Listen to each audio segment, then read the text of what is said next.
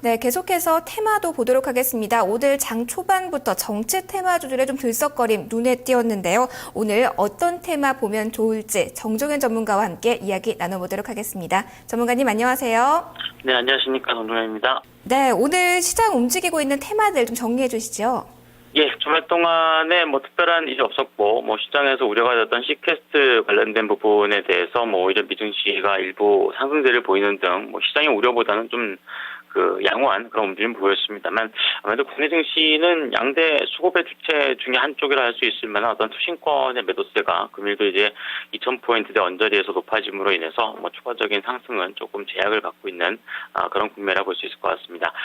특히나 이제 테마주들 같은 경우도 사실 오늘 이제 코스닥 시장 기준으로 봤을 때 안철수 씨와 관련돼 있는 이제 정치 테마주가 오르지 않았다라면 오히려 지수가 조금 약세를 기록하지 않았을까라고 생각이 될 정도로 대다수 이제 테마주들의 움직임이 조금 약화되는 그런 국면이기 때문에 더 좀 주의가 좀 필요하지 않나라고 좀 보여지고요.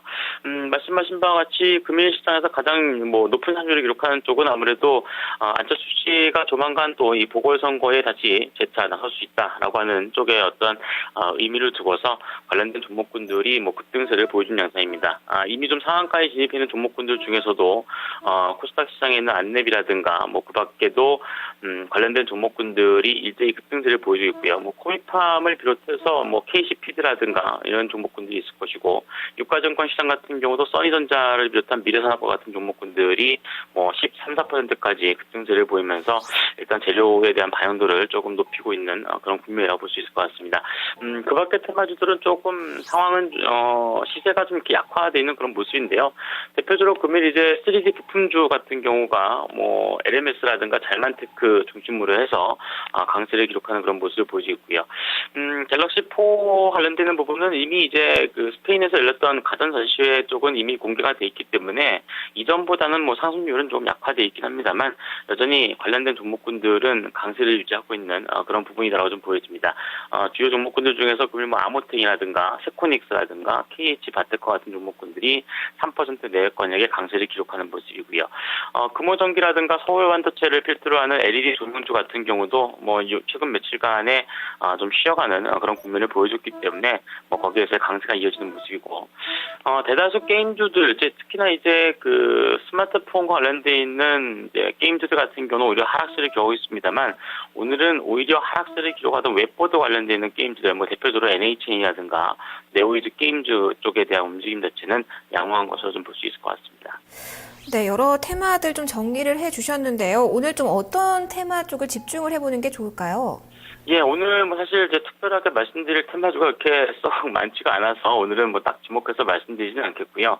다만 이제 모두에 말씀드린 것처럼 만약에 오늘 안철수 씨와 관련돼 있는 코스닥의 테마주가 움직이지 않았다면 지수의 어떤 연동성이 있는 쪽이 좀 약화를 기록하면서 지수에 대한 영향력도 좀 있지 않았을까라고 싶은데, 전반적으로 일단 코스닥 시장의 어떤 테마주의 흐름을 보시면 2월 중순 이후에 움직임에서 1차적으로 이제 IT 부품주 쪽에서 선도적인 모습이 나왔고, 그 다음을 모바일 게임주, 그리고 최근에 이제 바이오 관련주라든가 엔터 관련 종목군들, 이런 종목군들이 이제 차례차례 이제 바통을 이어받으면서 올라가는 그런 모습을 보여줬는데, 일단 상승 탄력도가 상당 부분 이제 테마 쪽으로도 둔화가 되고 있는 그런 국면을 보여주고 있습니다.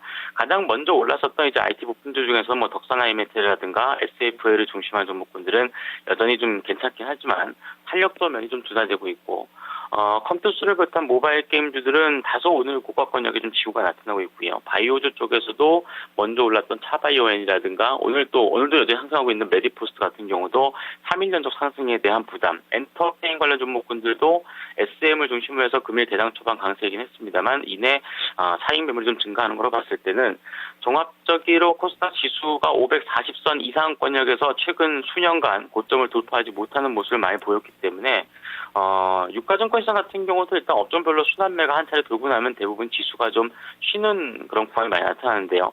코스닥 시장 같은 경우도 금일 장중 고가 540선 이상권역에서 다소 대밀리고 있다는 점, 그리고 금일 특별했던 일단 안철수 씨 관련돼 있는 어떤 테마주가 움직이지 않았다라고 만약에 전망을 해본다라면 오히려 지수에 대한 탄력도라든가 이런 부분이 약화될 수 있기 때문에 다소간의 지수의 어떤 저항 국면 진입이라고 하는 부분도 무조건적으로 테마주라고 해서 오른다라고 보기보단 부분은 조금 주의해서 보시는 게 좋을 것으로 판단이 됩니다.